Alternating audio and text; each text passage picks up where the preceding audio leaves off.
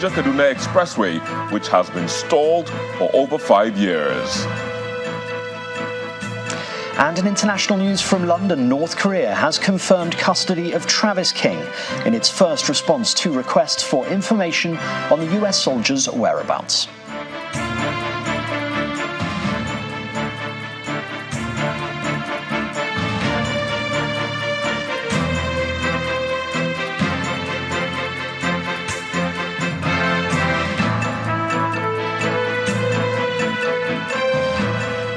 Official. Former Kano State Governor Mr. Abdullahi Ganduje is the new national chairman of the All Progressives Congress. The party has also chosen former Senate spokesperson Mr. Ajibola Basiru from Osun State as its national secretary. The party ratified the appointments during its 12th National Executive Committee meeting in Abuja today. Former President Muhammadu Buhari and former Vice President Professor Ilesha-Baruba had excused themselves from the meeting, which was attended by President Bola Tinubu. Our correspondent Dele Omoyeni reports.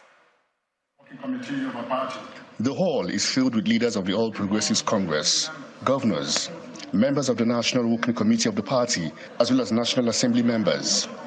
Headquarters of the party. This is the first National Executive Committee meeting of the party since President Bola Tinubu assumed office, and he uses the opportunity of the opening speech to deliver his verdict on the 2023 presidential election. The party is in your hand.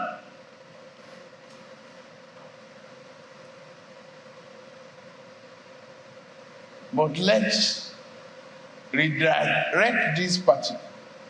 Let's show the rest of the country that we are a party united for a purpose, and that purpose, development, progress, and prosperity, will not forgive us if we fear of that path. We honor their wishes, but we coasted to victory. It is an honorable thing. Yes, we are facing challenges in court, and I say this is one of the most free and fair elections in the history of Nigeria. The meeting then proceeds into a closed-door session to ratify the appointments for the seat of the national chairman and the national secretary. For the unanimous support by the members on the appointment on the election of His Excellency Abdullahi Umar Ganduje as the national chairman of the All Progressives Congress, APC, and Senator Basiru Ajibola as the national secretary of the All Progressives Congress, APC.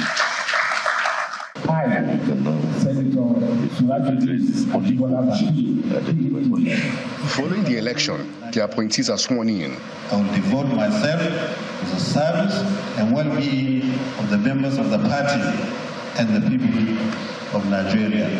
So help me God.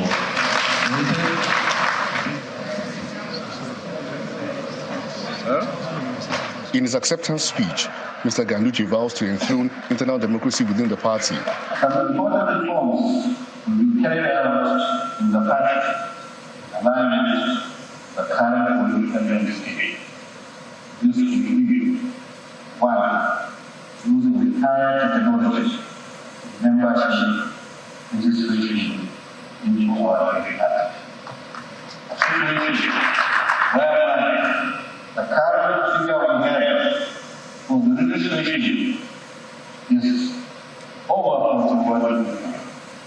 But the result of the last election was able to score 8%. Some members of the party have some words of advice for the new national chairman. Well, for being one of the former executive of party, I've enjoyed party administration before and I've suffered party administration before. My advice to them would be they should be calm, patient, and do justice and be fair to all. Political party administration is about giving everybody a sense of belonging and carrying people along.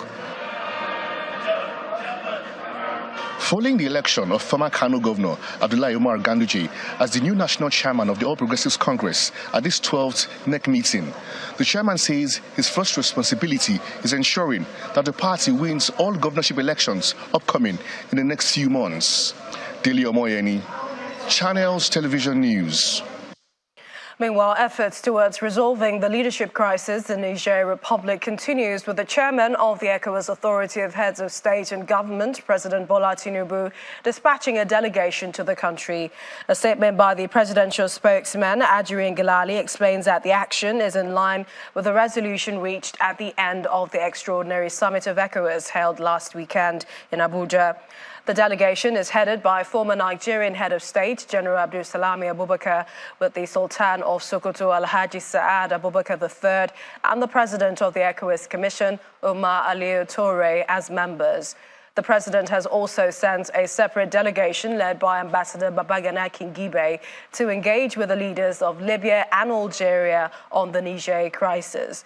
Both General Abubakar and Ambassador Kingibe spoke on their missions after their meeting with the president. We have just been given our marching orders to go to Niger and convey the feelings of our heads of states in the ECOWAS region, that they are not happy with what has happened, and they gave them an ultimatum that the coup peace should desist from what they are doing and give back power to an elected president. And again, to make sure that this message is sent loud and clear to them. Of course, this kind of situation requires solidarity. It requires coordination with all parties that could bring that are relevant to the situation. In that regard, as you know, Libya and Algeria are also very important neighbors of Niger. So my mission is to go there with a message from President Tinubu to brief them on the ECOWAS position and solicit their solidarity and cooperation. And now to the fight against oil theft. A vessel allegedly carrying crude oil suspected to have been stolen has been intercepted in the Koko area of Delta State by the Tantita Security Services. The interception of the 1,117 tons of vessel carrying about 8,100 barrels of crude happened yesterday, Wednesday, August the 2nd, 2023. Tantita Security Outfit is the private security company owned by government Ekpemu Polo, popularly called Tompolo, an ex-Niger Delta agitator who recently got a contract from the federal government to protect oil pipelines. Operatives of Tantita Security say the vessel, tagged MT Prizal, was flying a Togolese flag and was being escorted by a Navy boat led by a senior naval commander. The Tantita operatives say they were met with resistance from the Navy boat escorting the vessel, and that the naval commander threatened to deal decisively with the Tantita operatives. The private operatives said they refused to back down. The National Security Advisor and the Chief of Naval Staff were eventually contacted, and they gave the Tantita operatives authorization to inspect the vessel. Upon entrance into the ship, the security company say they noticed that the vessel was authorized to carry products by the Navy, but did not have any approvals from the Nigerian Midstream and Downstream Petroleum Regulatory Agency for the said voyage. However, the vessel is said to have naval clearance without necessary authorization from relevant agency of government. The incident and discovery on Wednesday comes on the heels of the outcry by the federal government that illegal trade of stolen crude oil inflicts significant economic losses to the tune of 2.3 trillion naira in 12 months, a loss that experts say could impact up to 25% of the nation's crude oil production. Recent announcements of removal of petrol subsidies caused nationwide demonstration by workers' unions. Also recently, another ex-Niger Delta agitator, Asari Dokubo, told journalists at the State House after meeting with President Bola Tinubu that some corrupt military officers are involved in the stealing of Nigeria's crude. Last month, security operatives of the Joint Task Force, Operation Delta Safe, in collaboration with Tantita Security Services, set ablaze a vessel carrying barrels of stolen crude oil in the Escravos area of Delta State. Meanwhile, the military says more than 199 suspected terrorists, kidnappers, as well as perpetrators of oil theft with their collaborators across the country have been neutralized by troops of Operation Heading K. This was made known in Abuja by the Director of Defense Media Operations, Major General Edward Buba, during a press briefing on the ongoing military operations. He said that the troops, in conjunction with hybrid forces, carried out the operations in the last 2 weeks. And the face-off between the federal government and the organised labour movement may be far from over, as the leadership of the Nigeria Labour Congress, NLC, has given the federal government up to Friday, August the 11th, to withdraw its court summons or risk a nationwide industrial action. The decision to embark on an indefinite strike is part of the 6-point resolutions of the NLC at its National Executive Council meeting in Abuja. In a statement, the union explained that it has also directed all its members to go on a total strike each time its leadership is summoned to court. According to the statement, the NLC will embark on an indefinite strike Monday, August 14th, if the Ministry of Justice refuses to withdraw the summons. The statement also notes that the union has suspended its protests following the intervention of the National Assembly and the President.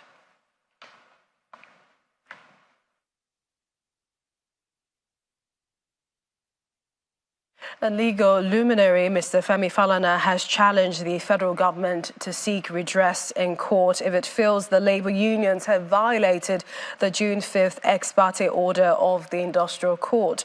According to Mr. Falana, who spoke on our political programme, Politics Today, there are solutions to the economic challenges.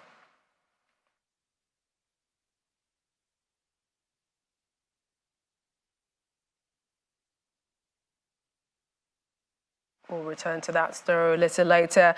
To legal matters, a court party has closed its case at the Rivers Governorship Election Tribunal after fielding 10 witnesses. One of the witnesses, Channels Television, who was subpoenaed to lay as exhibit video of the declaration of the election result. The party is challenging the emergence of Siminalayi Fubara as governor in the governorship election. At the resumed hearing, the 10th witness, who is a subpoena witness, Moses Salvation, a state collation officer, told the tribunal that different ballot papers were found in some of the local government areas. He states specifically that ballot papers from Akwa Ibom State was found at Ward 19, Kana local government area. When asked on the cross-examination if collation agents were prevented from carrying out their electoral duties, he answered in the affirmative. He, however, adds that he visited the few local governments he could and got reports from other local government areas. Chairman of the tribunal, Justice Cletus Emefinoye, adjourned till Monday, August 7th, for the defense to open their case.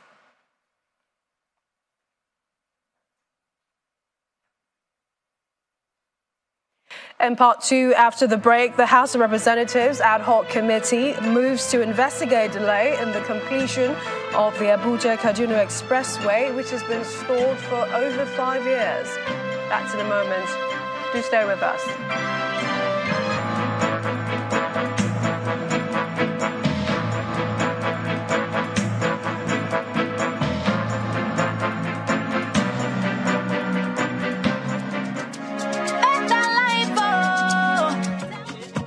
That's right. You too could be one of the 20 Zenith Bank customers that will win 150,000 Naira every 2 weeks from June 1st, 2023 until May 31st, 2024 in the Zenith Better Life Promo 3.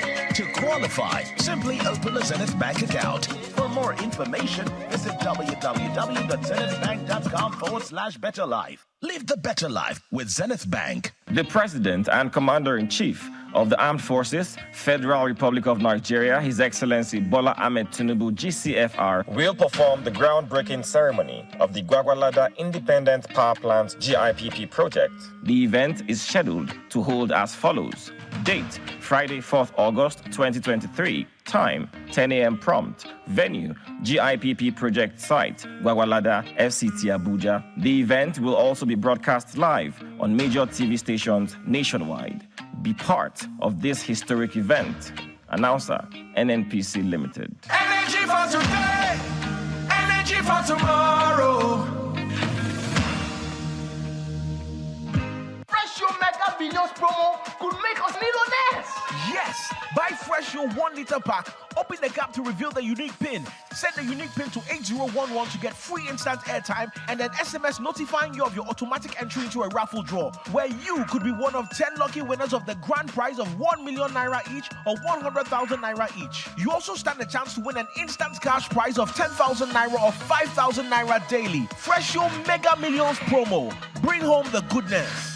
The President and Commander-in-Chief of the Armed Forces, Federal Republic of Nigeria, His Excellency Bola Ahmed Tinubu, GCFR, will perform the groundbreaking ceremony of the Gwagwalada Independent Power Plant GIPP project. The event is scheduled to hold as follows. Date, Friday, 4th August 2023. Time, 10 a.m. prompt. Venue, GIPP project site, Gwagwalada, FCT Abuja. The event will also be broadcast live on major TV stations nationwide. Be part of this historic event. Announcer, NNPC Limited. Energy for today, energy for tomorrow.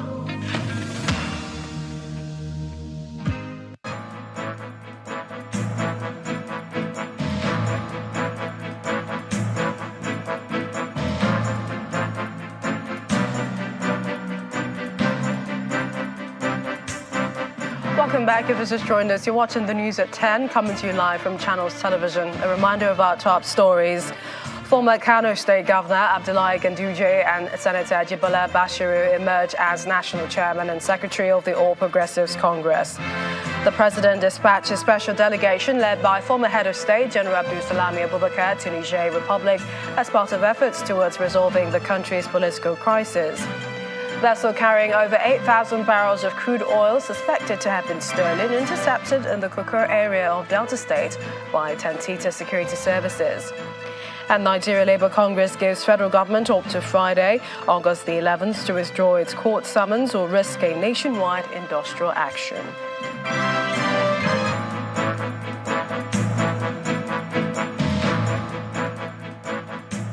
We're back to the earlier story. Legal luminary Mr. Femi Falana, who has challenged the federal government to seek redress in court if it feels like the labour unions have violated the June the 5th ex parte order of the industrial court. He was speaking on our political program today. NSA and TUC have not violated the ex parte order of the National Industrial Court issued on the 5th of June this year. In the first place, the ex parte order is not supposed to last indefinitely and tie the hands of labor perpetually. But what we have done is to make it clear that what labor did yesterday and what the labor movement intends to do until that order is lifted is to engage in protests, rallies, public meetings, which are not prohibited by the court. The court simply ordered workers not to embark on strike. Workers did not embark on strike yesterday. They had peaceful protests all over the country. I'm talking of the labor movement and civil society organizations. Marched peacefully yesterday to express their discontent and their frustration with the economic program of the government. So the question of contempt does not arise, but we have challenged the government, go to court.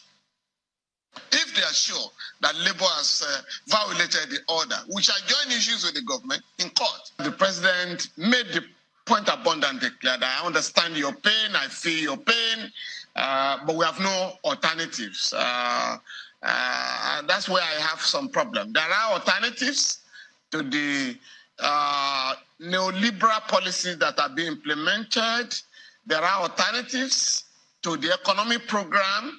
There are alternatives to the peripheral capitalist system being operated in Nigeria. And for me, much as the speech demonstrates the concern of the president you have to look at the fact that with the ongoing devaluation of the currency through dollarization, whatever amount you give out there will be consumed by inflation. And that has to be examined. We must reject the insistence of external forces. To other stories now. For those who may not have cited former President Muhammadu Buhari since he handed over power on May the 29th, the visit of the wife of the president, Senator Oluremi Tinubu, has provided a good opportunity for that. Mrs. Tinubu paid today a courtesy visit to the former president at his country home in Daura, Katsina State. A statement from the office of the First Lady says the visit was to check on the former president and thank him for the fatherly support he always gives. The First Lady was accompanied on the visit by the wife of the Vice President, Hajia Nana Shatima, wife of the Governor of Katsina State, Hajia Dikorada, and wife of the Speaker of the Katsina State House of Assembly, Hajia Nasir Daura. In his remark, the former president expressed appreciation to the First Lady for taking out time to visit him. She came to see how I am settling down, and I am settling down very well. Thank you very much. Into aviation now. Investigations have commenced into the accident involving a Jabiru J430 light airplane with registration number 5NCCQ in Lagos on Tuesday. And that's according to the Nigerian Safety Investigation Bureau. The aircraft was on a test flight when it crashed and burst into flames around Oba Akran. Correspondent Kelly Giga visited the scene of the crash and reports. A viral footage obtained from Tower Alloys shows the moment of the crash in Obakran area in Lagos. And 24 hours after the incident, emergency responders are on the ground to finalize the clearing of the area. Normalcy has returned. Residents and those who have businesses here are still in shock, but remain thankful. My happiness and joy is that they went straight to the incident and make sure no life is lost. Bright and Oluwafemi were the first to respond. They present some demands to the government. Can you see my hand? Fire, can you see my hand? And I have evidence with my phone. Evidence is with me. See my hand, fire. So all those got yesterday, all those the powder of fire execution, I swallowed everything yesterday. They come just to say take 1 naira, none. But I beg Governor Sanwo-Olu and our youth president that should help us to talk to Governor. They should do anything they afford to do it for us. That you should not forget us, and we need the help, so you should not forget us. It's not leave us like that, so you should come and rescue us or help us too, and God will bless him. As we continue our coverage, men from the Nigerian Safety Investigation Bureau arrive at the scene of the incident.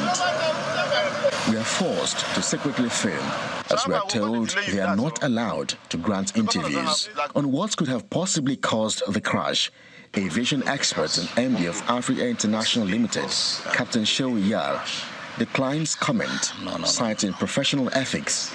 The incident or accident that is under investigation by the Accident Investigation Bureau, you are not supposed to make a comment, either positive or negative, till they finish. And normally when they finish, they come out with a report that is going to be useful to tell you what happened and what to avoid so that it doesn't happen again. So for now, no professional will give you an opinion about it. It's unfortunate, it's sad, it has happened, but we are lucky it's not fatal. I am at the exact spot where the crash occurred, and I can tell you that the crash could have been more devastating for many reasons. Let me tell you why. The first is that a gas pipeline runs underneath these gutters here, and we can confirm that because we have 2 signposts that confirms that indeed there is a pipeline that runs underneath this gutter. This pipeline here runs through to a gas plant at the back of this street, just a few meters away from here. And we can also tell you that there's also a gas station just to my right here. We can confirm indeed that we have factories on this area, and we understand these factories are run by this gas that is supplied by this gas plant. So it could have indeed been more horrific if there was a spread of fire. From the Abakran area here in Lagos, Kelly Egiga, Channels Television News. In another aviation-related matter, the Federal Airport Authority of Nigeria has suspended with immediate effect the airport car hire service at Nnamdi Azikiwe International Airport, Abuja. In a statement released by the Director of Public Affairs and Consumer Protection, Abdullahi Yakubu Funtua, the move is as a result of the unresolved factional dispute among the car hire operators, which it says has been affecting airport car hire service operations. Following the suspension, FAN is asking the general public and all airport users to use secure alternative means of transportation or e-hailing services in and out of the airport until normalcy returns. And we're in Abuja for more stories. Victor Matthias, over to you. Absolutely. Thank you and welcome to the nation's capital. We begin in the National Assembly, where the House of Representatives is moving to investigate the delay in the completion of the Abuja-Kaduna Expressway, which has been stalled for over 5 years. Now, during a meeting with officials of the Ministry of Works, the chairman of the House Ad hoc Committee, Honorable Abdul Samad Dasuki, notes that the House is committed to getting to the root cause of the delay. The House leadership had earlier set up an ad hoc committee with a 5-week mandate to complete the investigation on the stalled project. The House of Representatives Ad hoc Committee summoned officials of the Ministry of Works over the delay in the completion of the Abuja-Kaduna Expressway. Your own updated presentation. The chairman of the committee observes that the project was awarded in 2018. Before us here is a matter of concern to the House of Representatives and Nigeria. To that effect, a motion with regards to the completion of the Kaduna or Abuja to Kaduna to Kano Highway was brought to the House, where we were mandated to sit down with the relevant agencies and report back to the House within 4 weeks the reason why we have delay in the completion of that route. The total contract sum, if you look at it, revised 355 billion, and so far 125 billion released, and only 20% of the work is being done.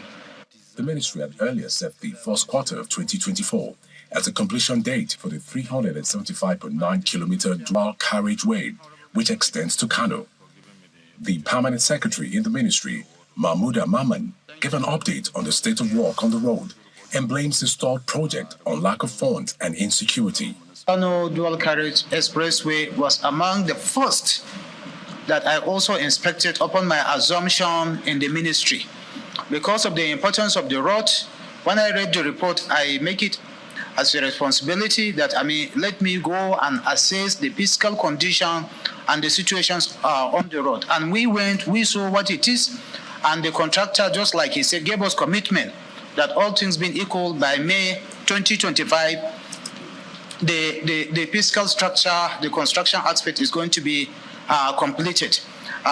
He mentioned the challenges that actually militate against the early completion of the road, mainly the issue of security and initially to funding. The committee promised to unravel factors that have delayed the project for over 5 years and meets the 4 weeks mandate given by the House leadership to complete the investigation.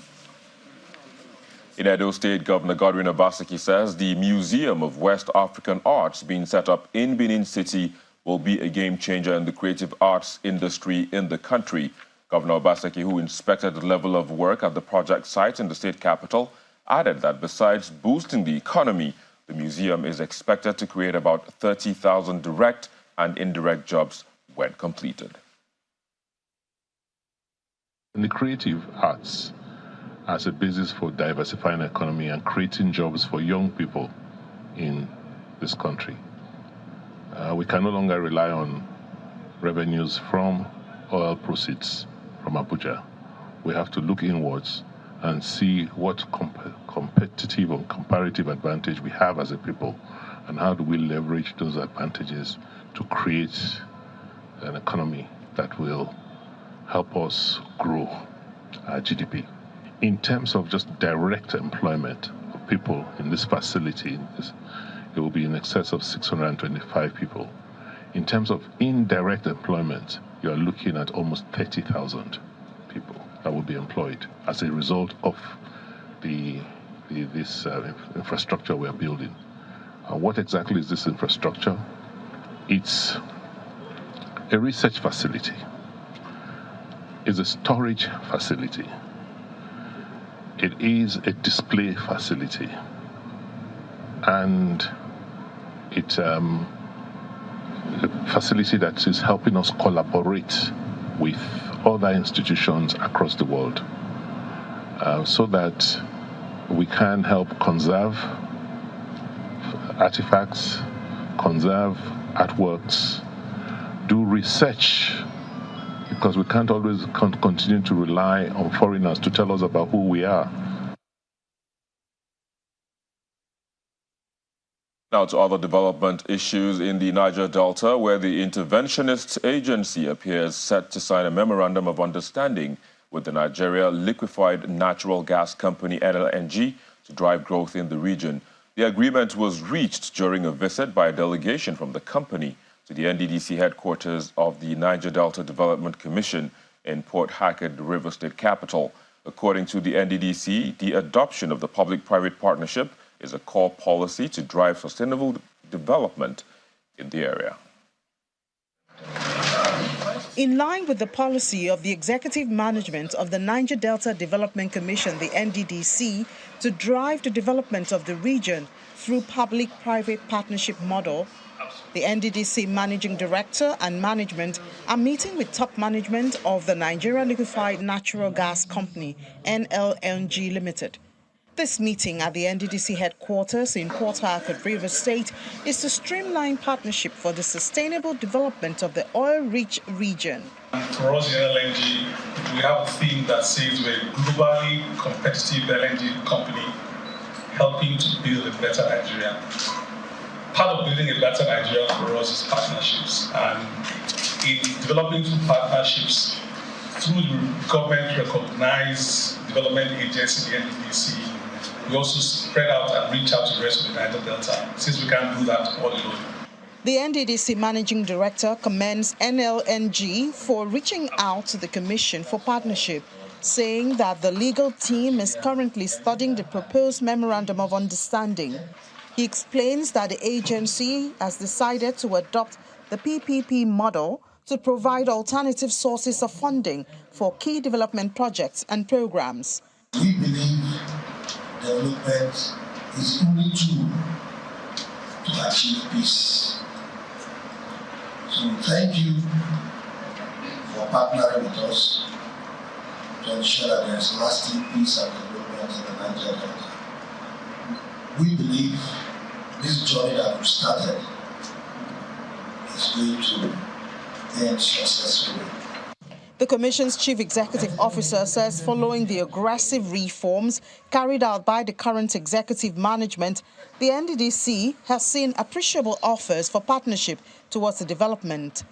The official signing of the Memorandum of Understanding between the NDDC and the NLNG is expected to happen in weeks. Residents of Niger Delta region can't wait to know the component of the partnership as they yearn for sustainable dividends from oil and gas exploration in the region. Now in the northeast, the famous Yankari Resort and Safari in Bauchi State may witness a major facelift in the coming days. Now this comes as Governor Bala Mohammed has met with a team of UK-based investors who are said to be interested in developing the resort. For Governor Mohammed, the key areas of interest for the state in the reserve are security and revenue generation, but he notes that Bauchi is also open to partnerships in other sectors, especially agriculture. Yankari It's a very prime area that so many countries, so many investors were interested. But we have not zeroed on anybody. But seeing the kind of commitment and the pamphlet I read about you and what you intend to do, I think we are going to do business with you, starting from there. Because I come from there, but certainly every citizen of Bauchi is interested in Yankari. Not only in the animals or the fauna and flora, but because of the heritage of Yankari. It's a World Heritage Center that has been abandoned. And of course, you have been there will help us with the security of the forest, the security of the area. And it has a lot of things that you can do in terms of tourism, to develop wells for yourself, to develop IGR for the state, as well as put us on the map. In terms of ease of doing business, we'll do as much as we can to make sure that you come in as quickly as possible.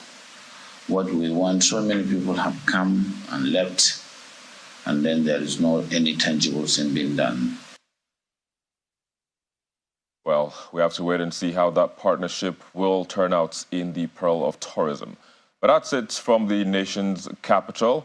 It's back to Millicent in Lagos. Many thanks, Victor. And we continue here with a procession and candlelight service which has been held for the late Dr. Ware Diaso at the doctor's quarters of the General Hospital, Lagos Island. In attendance were members of the Nigerian Medical Association, consultants, colleagues and friends. Various speakers at the event paid glowing tribute to the late doctor for her commitment to the medical profession and her love for people. Meanwhile, the leadership of the NMA in Lagos have vowed to pursue the case to a logical conclusion and bring those culpable to book.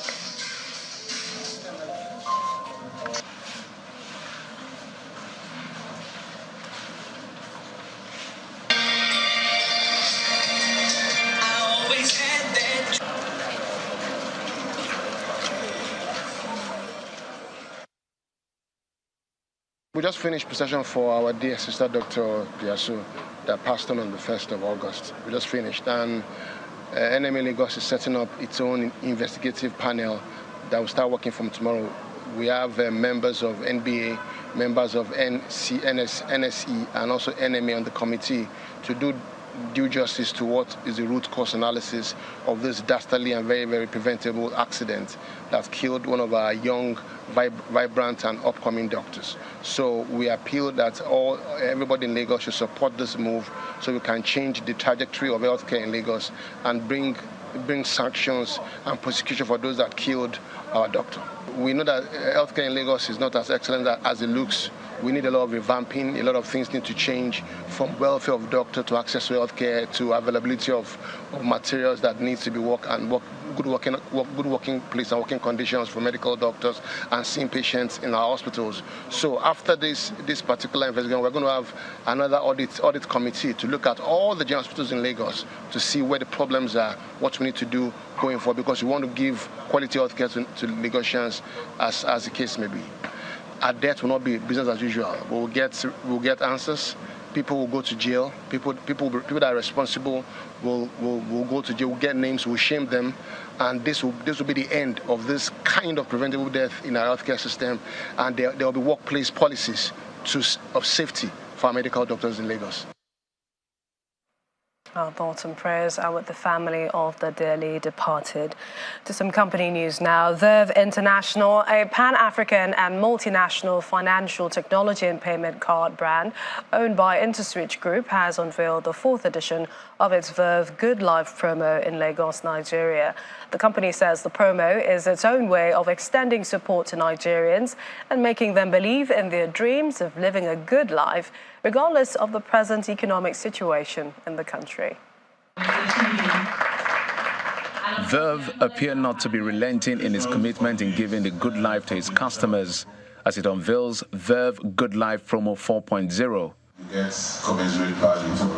While the current economic situation is hitting hard on Nigerians, Verve says it is meeting the most prevailing needs of its customers with 1-year house rent support, free school fees, 6 months electricity bills, as well as 200,000 naira worth of shopping spree. As the brand that is committed to bringing you the good life, we are, in collaboration with our partners seated here with us today, positioned to offer a season of refreshing when it matters most.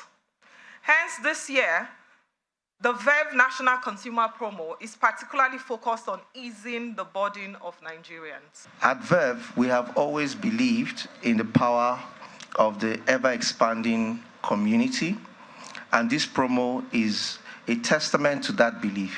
As we navigate through challenging times today, it becomes more crucial than ever to stand together, to support one another, and to offer a helping hand whenever and wherever possible.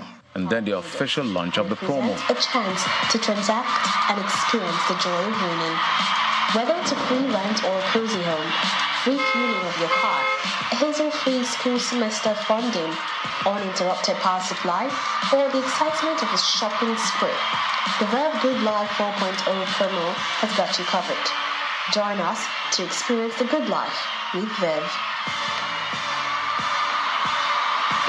This promo is open to all Verve card users, giving them the chance to win exciting prizes when they transact at least twice weekly with a Verve card on automated teller machines, that's the ATMs, point-of-sale POS terminals, and online platforms.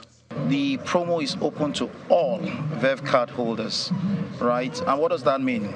So it's possible that, some people don't have Verve cards today, right? And there's no need to worry. If you don't have your Verve card today, you can, go to your bank or to any, to the nearest bank close to you and ask for a Verve card. Once you have your Verve card, you are good to go. Verve says the promo will run from August the 3rd, 2023 to January the 31st, 2024. Thank you very much, RSM. Time now for business news. Here's Ann Wilder. Banking so easy, so simple. Dial *894# now to experience it. You first, First Bank.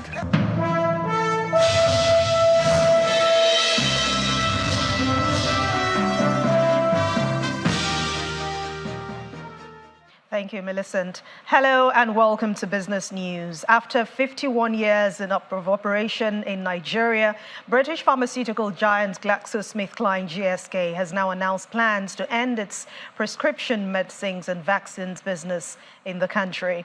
In a statement sent to the Nigerian Exchange Limited, the multinational pharmaceutical company, which was incorporated in Nigeria in June 1971 and commenced business the following year, says it will transition to a third-party direct distribution model for its pharmaceutical products. At the same time, the company says it is now working with its advisors to agree on next steps, while it plans to submit a scheme of arrangement to the Securities and Exchange Commission for possible return of cash to its local shareholders. GlaxoSmithKline, which was formerly branded as Abicam at its incorporation, is well known for products like Panadol, Ribena, Lucozade, Maclean's, Andrus Liver Salt, among other products. As part of commitments to reducing carbon footprints and in line with the President's directive to provide cheaper alternative fuel to motorists, the Nigeria National Corporation Company Limited has now announced a strategic partnership with NIPCO Gas Limited to develop compressed natural gas stations. The Group Chief Executive Officer of NNPCL, Melekiari, says the collaboration aims to expand CNG infrastructure, improve access to CNG, and accelerate the adoption of cheaper and cleaner alternatives to fuel for all vehicles. Once fully operational, the stations can service our over 200,000 vehicles daily, thereby significantly reducing the cost of automobile fuel to Nigerians and reducing the cost of transportation. The project will be rolled out in phases. The first phase, comprised of 21 CNG stations, will support intra-city transportation and be ready by the first quarter of 2024. While the second phase, comprising 35 CNG stations, will support intercity transportation and will be ready in 2024 also. This will be further complemented by the additional 56 stations to be deployed by NNPC Retail across the country. NIPCO Gas is currently operating 14 CNG stations across Nigeria and has converted over 7,000 vehicles to run on CNG. NIPCO's technical competency and field experience will bolster this initiative's success and amplify its positive impact on the nation's economy.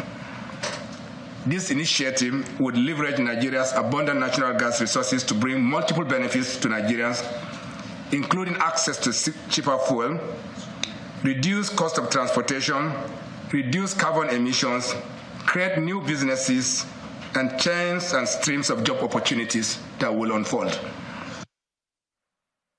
The bullish sentiments persisted in the local bourse today. Investors' interest in MTN Nigeria lifted the benchmark index by more than 1% at the close of trade. Let's hear the details from Mini John Mekwa.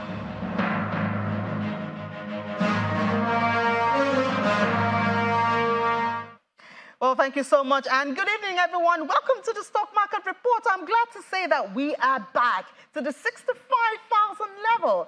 A second positive session at the NGX has given the bull a firmer hold at the NGX.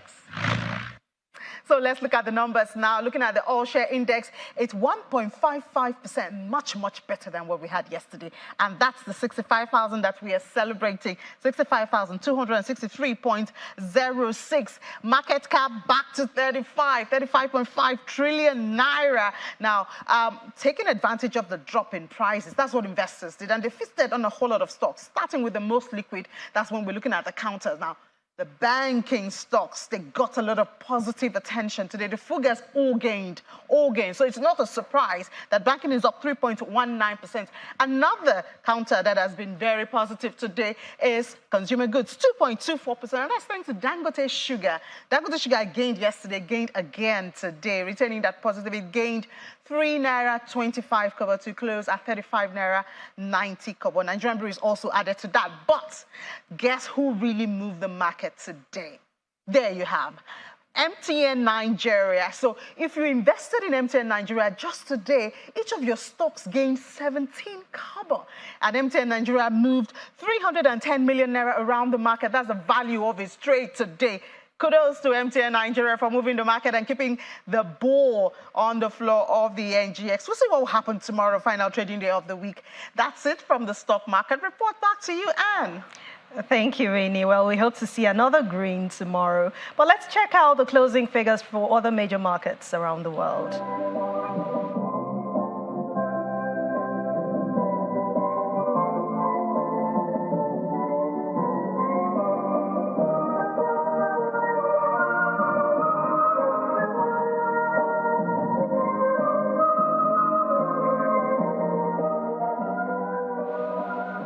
And that's business news tonight. Thank you for watching. I'm Anne Nwawadu. The rest of the news at 10 continues now with Millicent.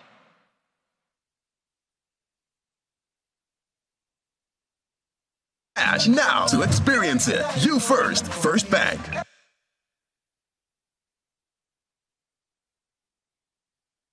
Thanks, Anne. Former U.S. President Donald Trump has pleaded not guilty at a Washington, D.C. court during his third appearance as a criminal defendant in 4 months, denying charges of conspiring to obstruct and overturn the 2020 election result. Today, he appeared before Magistrate Judge Obdayaya. Another judge, Tanya Chukkan, will handle the criminal trial at a later date. Here's Simon Pusey with other international stories and around the world in 5. Good evening and welcome to the Channel studios here in London with your international news around the world in 5. North Korea has confirmed custody of Travis King in its first response to requests for information on the US soldier's whereabouts. The 23-year-old private dashed across the border from South Korea on the 18th of July while on a guided tour. The United Nations Command said it would not give more details about Pyongyang's response at this time, saying it did not want to interfere with the efforts to bring him home. However, the reply indicates Pyongyang could be ready to start negotiating.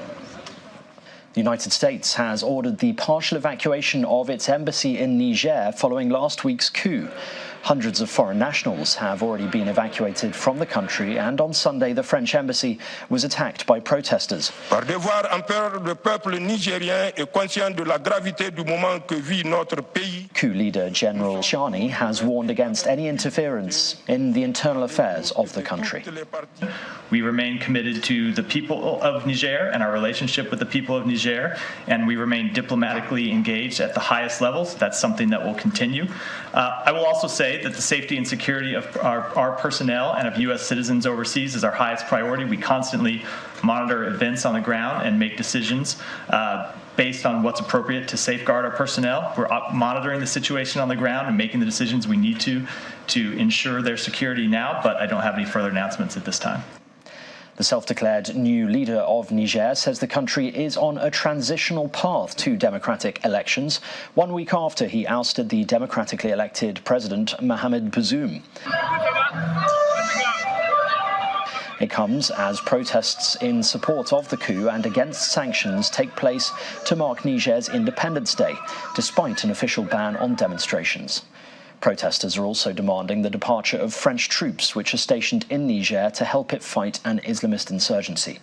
The Economic Community of West African States, or ECOWAS, has imposed sanctions on Niger and said it could authorize the use of force if the coup leader does not restore Bazoum's presidency within a week from last Sunday. Fighting continues to be reported in several areas of Ethiopia's Amhara region between local militias and government troops. Clashes are taking place on the outskirts of Gondar, one of the biggest cities in the region. Residents say transport services have stopped with intense fighting around the city's airport. People in Amhara have confirmed that mobile data services have been cut in some of the major cities and towns within the region, including the capital Bahir Dar. There are also reports of prisons and police stations being broken into in some towns. Pakistan's former Prime Minister Imran Khan says the military is petrified of an election which is expected to take place later this year.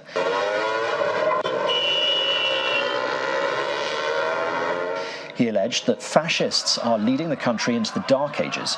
Mr. Khan was elected in 2018, ruled for just under 4 years, and was then ousted in a parliamentary no-confidence vote last year.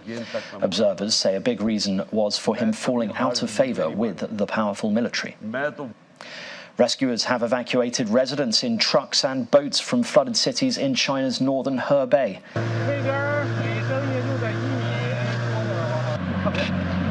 Footage carried by the state broadcaster CCTV showed residents jumping onto rescue boats amid historical flooding in Hebei's Jiaozhou city, where many residents are still trapped in their homes by floodwater.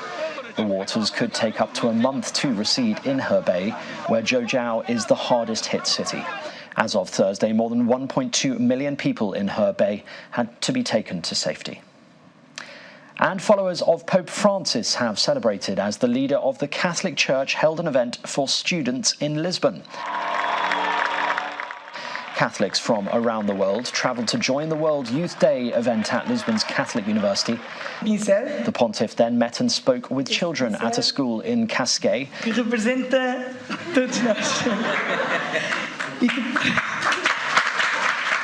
Before putting the finishing touches to a painting on the wall. The Pope is in Portugal to mark World Youth Day, a week-long festival of religious and cultural events staged by the Church every few years in cities around the world. And that's your international news around the world in 5. Now back to the Channel's studios in Lagos.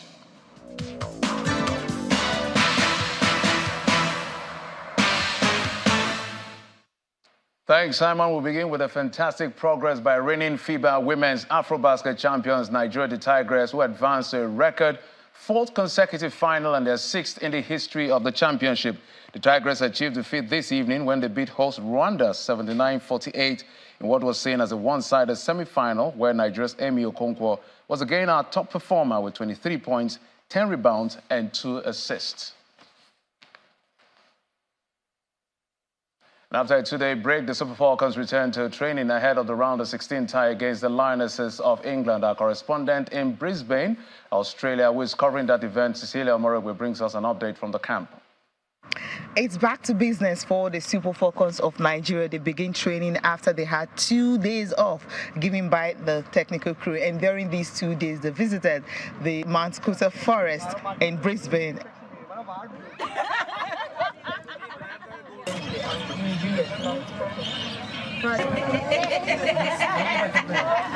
And also had a time to stretch their legs, just visiting places in Brisbane to enjoy the atmosphere. Is it worse than last time? Yeah, we're doing worse. Now they're back in training, ready to go ahead for the game against England, which will be played right here in Brisbane on Monday.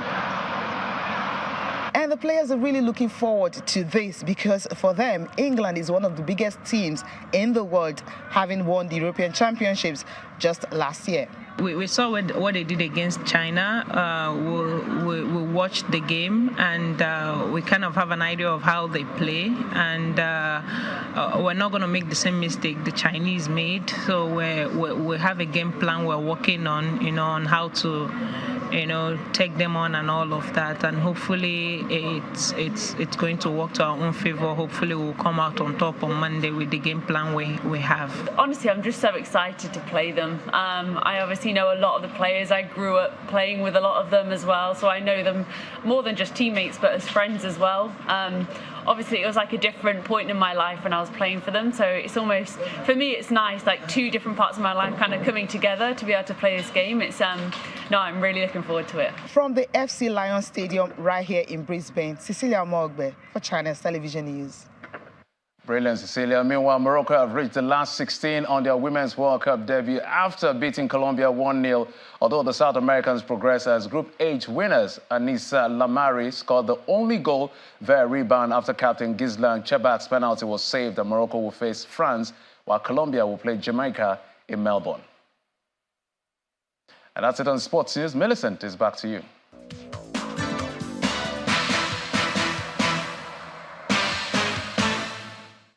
Thanks, Jeffrey. And the main news again. The former governor of Kano State, Malam Abdullahi Ganduje, and Senator Jibola Bashiru today emerged as the national chairman and secretary of the ruling All Progressives Congress. The party ratified the appointments during its 12th National Executive Committee meeting in Abuja. The Nigeria Labour Congress has given the federal government up to Friday, August the 11th, to withdraw its court summons or risk a nationwide industrial action. That's news at 10 tonight, mate. Thanks for watching. I'm Melissa from Walker. Have a good night and stay safe.